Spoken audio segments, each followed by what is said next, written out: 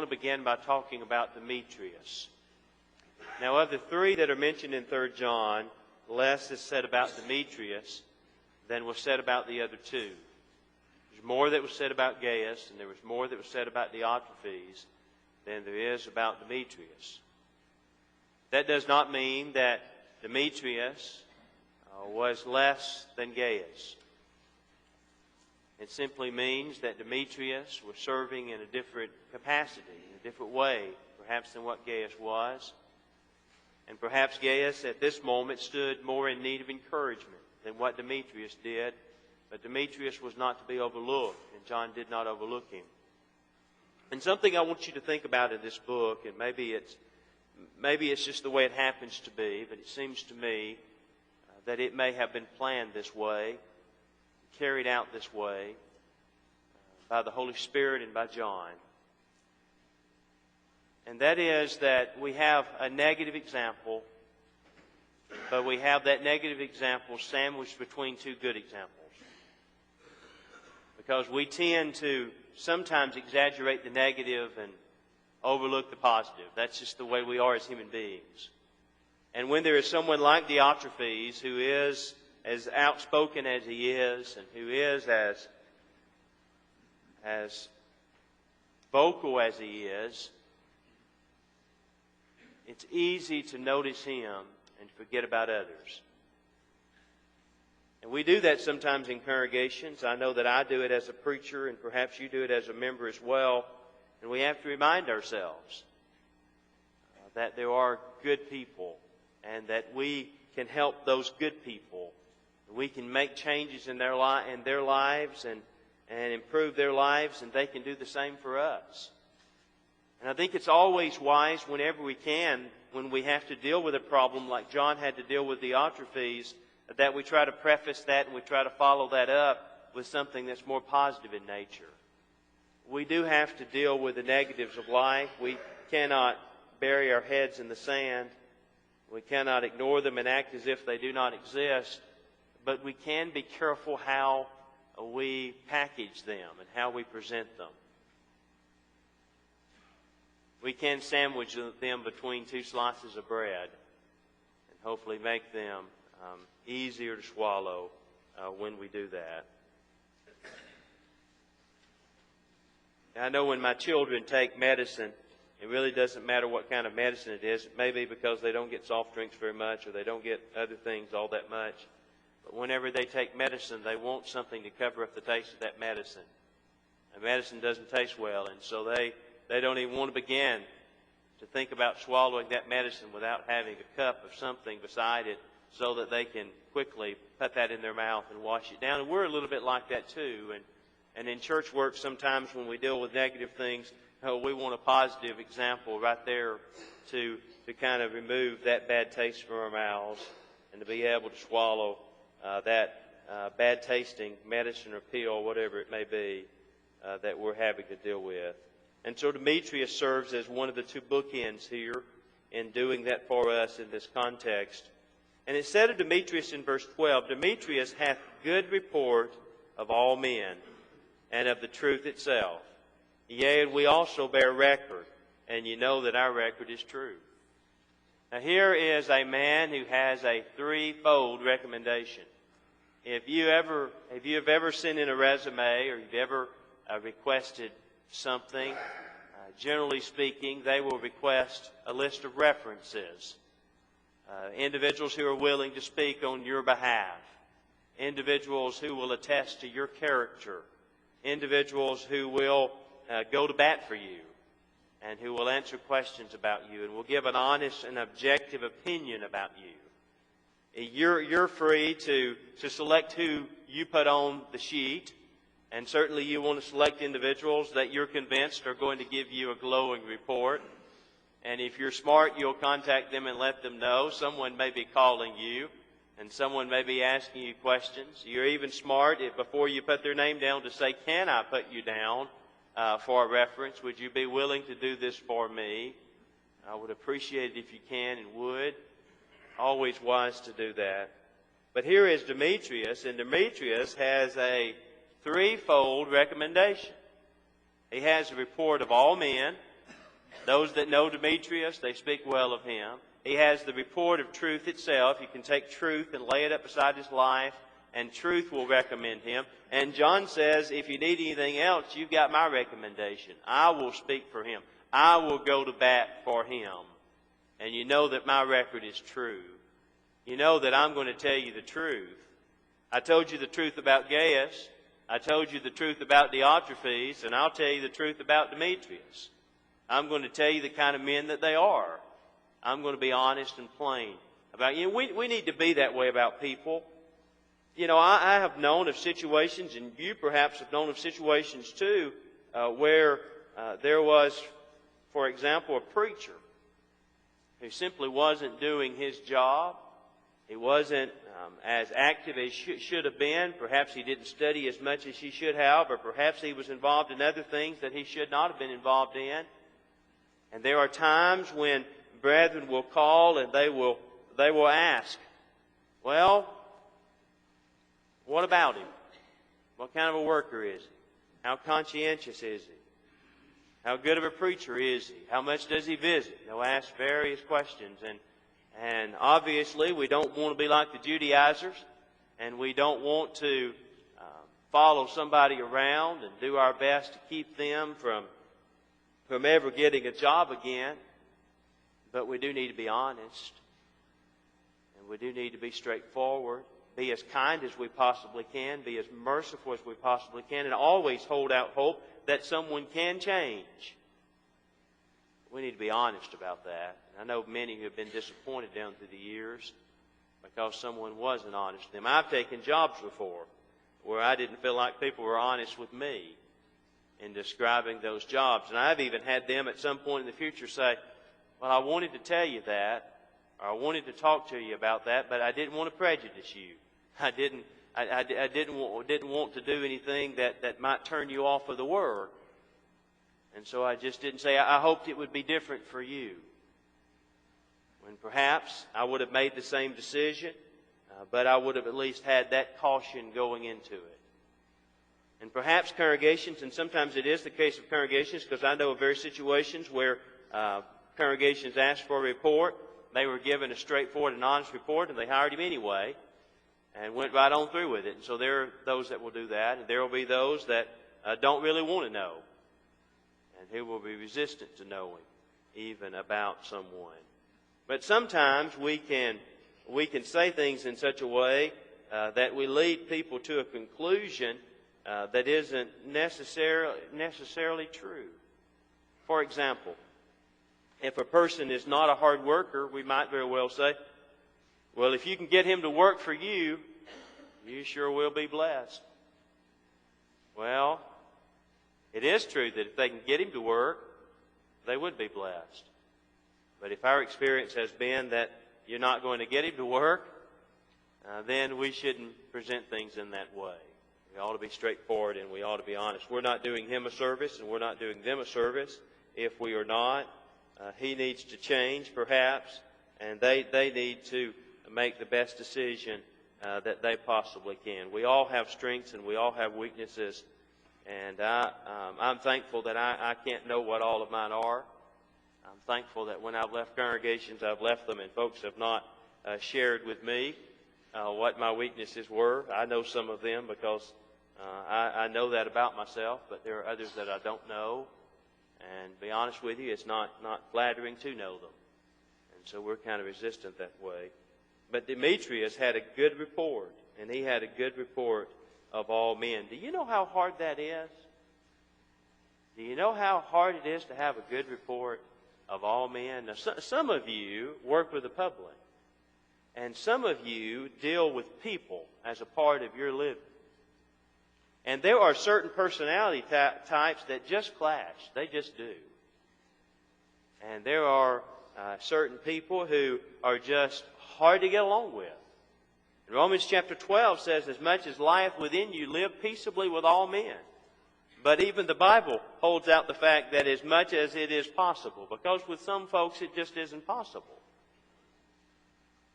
And even businessmen who bend over backwards and businessmen who do everything they can to be fair and honest and meet the needs of their customers, there are still some individuals with whom they can't get along. There are some individuals who are out to take advantage. And the more you give and the more you're willing to concede, the more they're glad to take. And so it's very, very hard to have a good report of all men. But Demetrius was a man of whom all seemed to speak well. It says, and of the truth itself. Here is the ultimate standard of right and wrong. Here is the ultimate standard of what is good. And Demetrius met up to that standard. Sometimes we'll say of an individual that he's a good man. And we may not qualify that as much as we ought to. We may ought to say he's a good moral man, in the sense that he won't lie to you, he won't cheat you, he won't wrong you in any way like that. But we may not mean it in the sense that he's a good Christian man.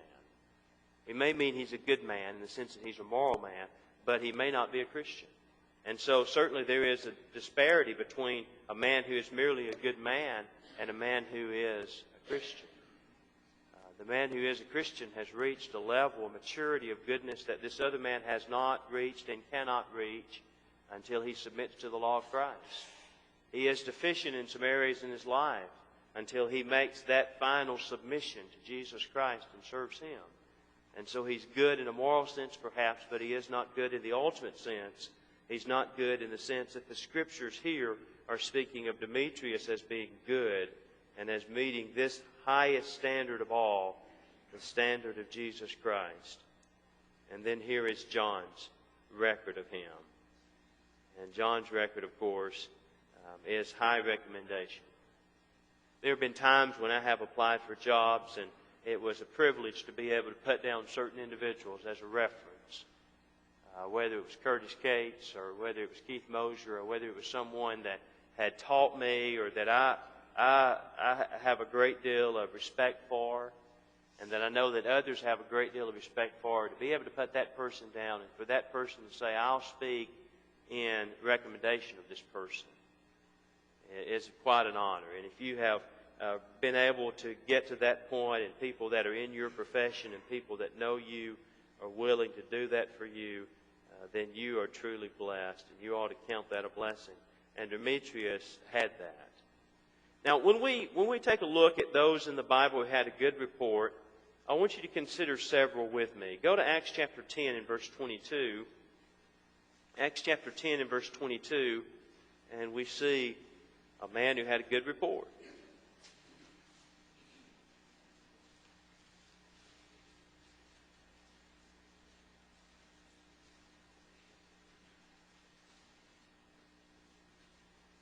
Now here in Acts chapter 10, Peter's had this great vision of this sheep being lowered, full of all of these animals, and he's been told to arise, slay, and eat.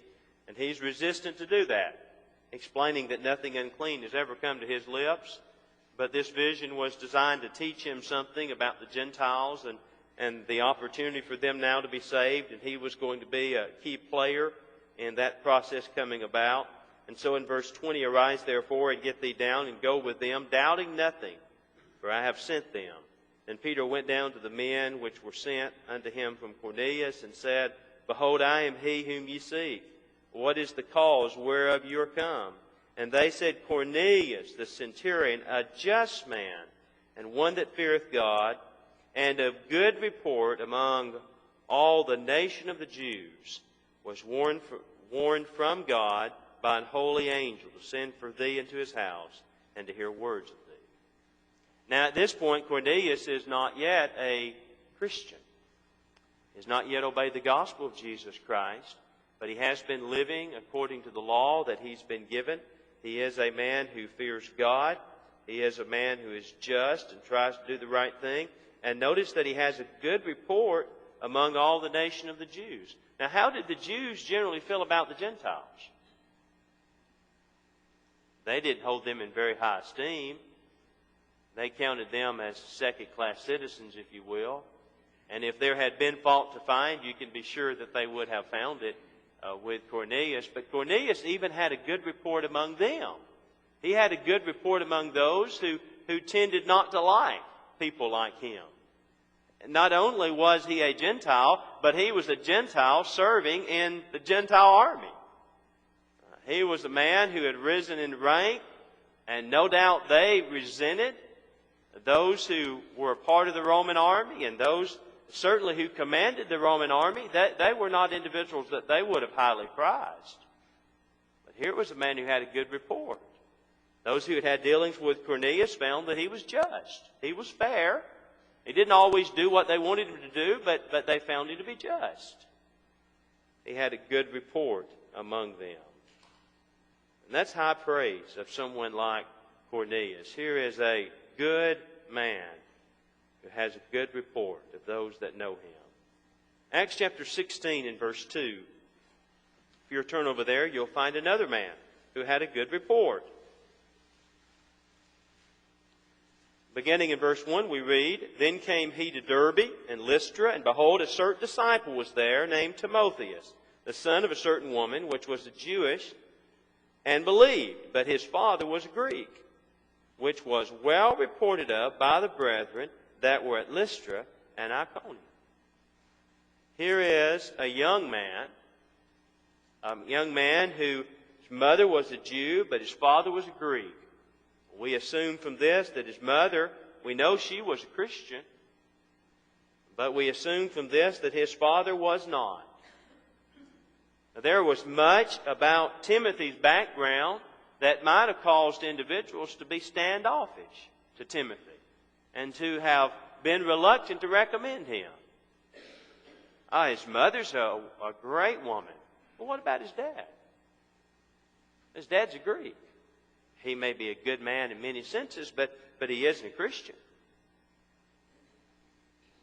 And here is a mixed relationship between this Jew and this Greek, something that was shunned by many in that world, just as these types of relationships, at least at various times in history and in various sections of the country, have been somewhat shunned. There were some things that certainly individuals could have held against Timothy, but it said of him, and Timothy's a young man too, and sometimes people look down on young people, and sometimes it's fair and sometimes it isn't fair. But let's face it, sometimes we look down on young people because we can't relate to young people, because there's enough time that has separated us from them and separated us from what was in style in our day to what's in style in their day. Now, there may be things that are in style for them that are certainly out of style as far as God is concerned. And I'm not in any way recommending those, but there are just certain things that there's nothing inherently wrong with. They're just different. And sometimes we can look at those things and we can be negative about those kinds of things, whether it be the haircuts of the day or whether it be the bell-bottoms of the day or whether it be whatever of the day that didn't happen to be what was in style when we were there, or the music or whatever it is. And again, I'm not justifying that which is immoral, but at the same time, if it is merely different, it's easy to look down on that. It's easy to condemn that, even though there may not be anything inherently sinful in it. It may simply be the separation of time between when we were there and they are there now. That could have happened with Timothy. But they say it of him, which was well reported by the brethren, which were at Lystra and Iconium. The brethren spoke highly of Timothy. That's a wonderful thing when the brethren speak highly of young people in the local congregation. It's good for those young people. And if there is a young person who is doing something worthy of commendation, as our young men did last Sunday night, then you ought to commend them. It encourages them to do more of that. It builds them up. It motivates them to do more of that. And you ought to commend them for that. But you ought to commend the young ladies too. Young ladies, because of the nature of God's Word, can't stand in the pulpit. They can't lead singing. They can't wait on the table. They can't do the other things that young men can. And so sometimes the things that they do tend to get overlooked a little bit more than what the young men do. And most of the young ladies are okay with that. But nonetheless, you ought to find an occasion to commend them for what they are doing. You may have to look a little harder because they tend to work more behind the scenes. Certainly they are worthy of this kind of commendation also. And it means a lot when it comes from those that are older. When it comes from those that are saying these things and they don't have to say them. You know, sometimes they come from people that they kind of feel like have to say them. Mom and Dad have to be proud of me. Mom and Dad have to do these kind of things. But when somebody else comes up and notices something and says something, then it certainly carries a lot of weight with them. And there are some young people who are just waiting for some commendation. And if you will give it, they will go in a different direction because of that. There are people who obey the gospel simply because someone took the time to ask them to do that. There are people who will come back to services and get involved again because somebody was willing to come out and talk to them about it. That's all they're waiting on. And you may say, well, they shouldn't wait on that. They ought to just do it. Well, that may be true. But if a visit or if an encouragement or if something else can keep them going or get them going or somehow can change them, aren't we willing to do that? We ought to be those kinds of role models. And Timothy is being praised here, and I'm sure that made a difference in him. Go to Acts chapter 22 and verse 12. Acts 22 and verse 12.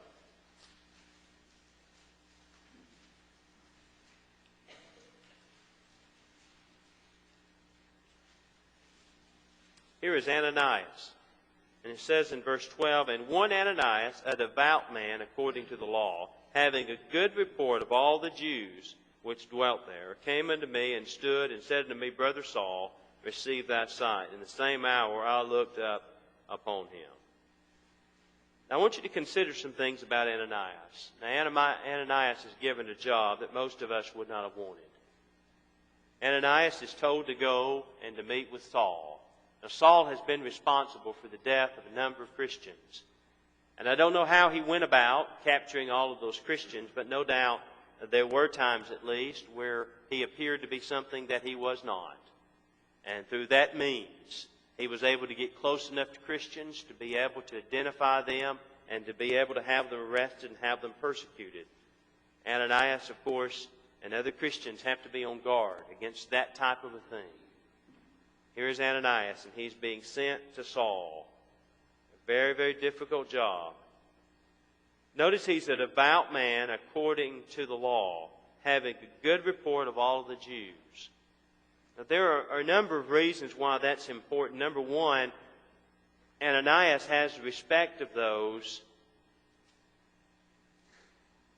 that are not exactly like him. He is a Jew, but he's more than a Jew. He's a Jew nationally, but he's a Christian.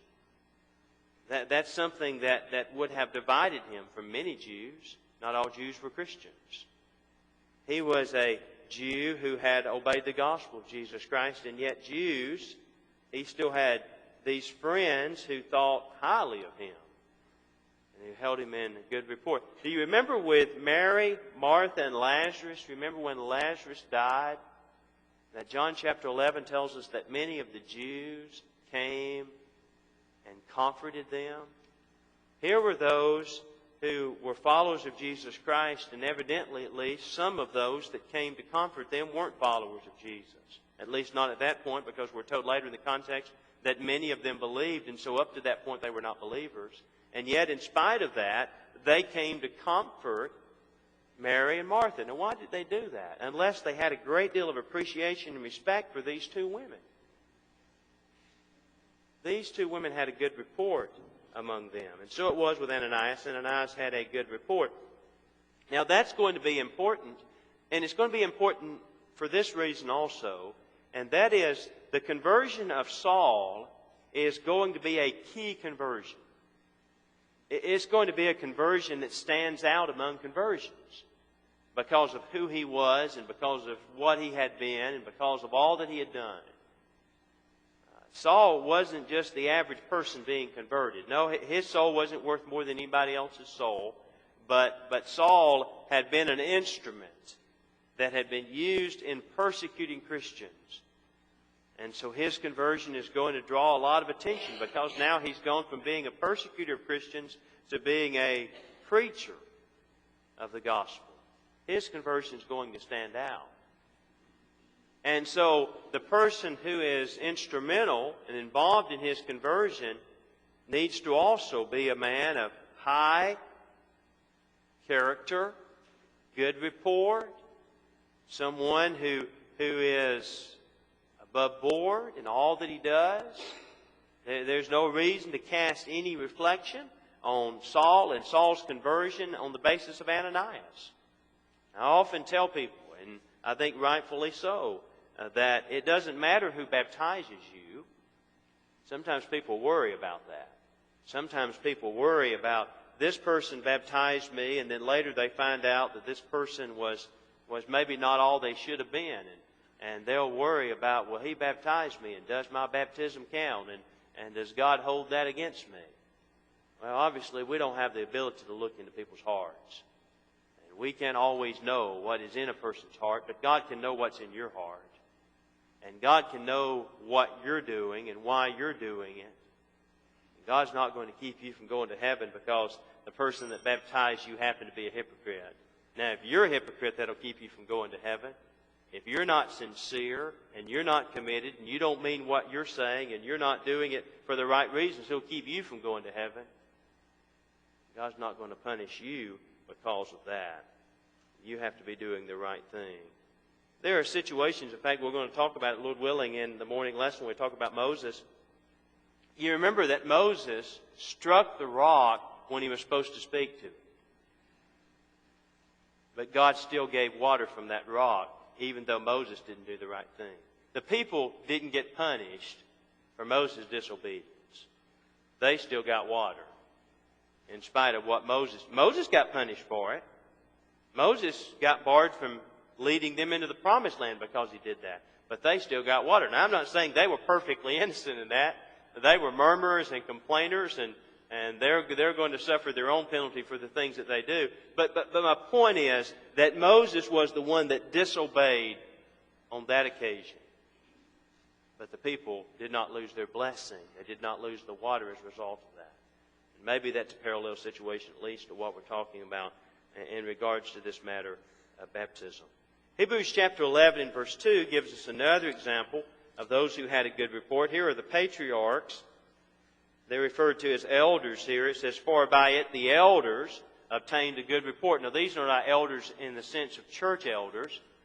These are elders in the sense of the great men of the past, the patriarchs, and of those that will be listed in Faith's Hall of Fame. Those are the ones who had a good report. In Hebrews 11 and verse 39, we read of, and these all, having obtained a good report through faith, received not the promise.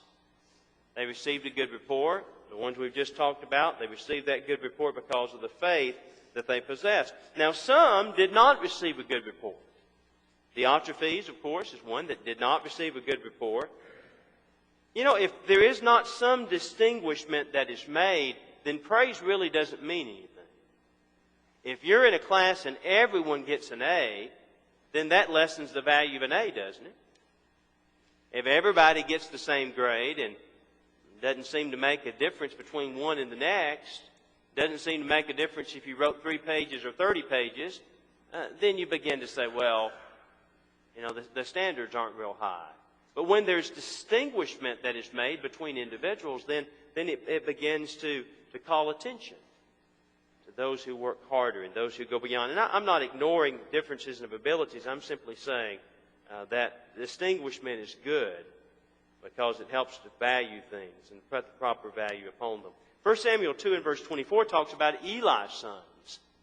And they did not have a good report. And their father even knew that about them. 1 Samuel 8, 1 through 5, even Samuel's sons did not have a good report. They were not likened to their father. And that's led to the people asking for a king. The Corinthians, of course, did not have a good report. In 1 Corinthians 1, 10 through 16, Paul says they were divided.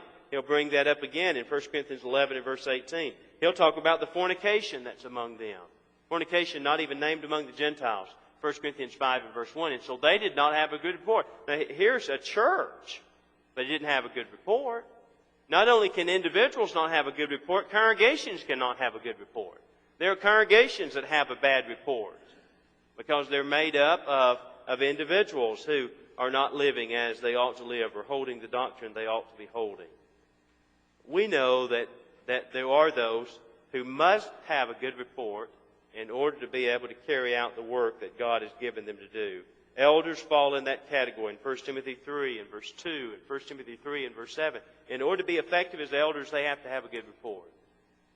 It's one of the qualifications of their serving in that capacity. Widows in 1 Timothy 5 and verse 10 are to have a good report if they are going to be helped and if the church is going to take on the responsibility of caring for them. They have to be widows indeed, and they have to be widows that meet certain standards. And of course, all of us as Christians are to have a good report. 1 Peter 4, 14 through 16 speaks of the name that we wear and that we ought not to bring reproach on that name. But rather, we ought to be able to give glory and honor through that name because we wear that name well. And we live up to the high standard that is set for us when we put on and take on the name of Jesus Christ. And even though not much is said about Demetrius, what is said about him is good. And there may not be a lot said about you. Your name may not be called very often. And when it is called, there may not be very much said. But if it is good, it's enough. And if it is likened to that which was said of Diotrephes, then what more really needs to be said? And to say that you have a good report of those that know you, you have a good report of the truth, and you have men of the stature and of the character of John who will stand up and who will defend you. And you are truly rich indeed if that is the case with you. Thank you very much for your attention this morning.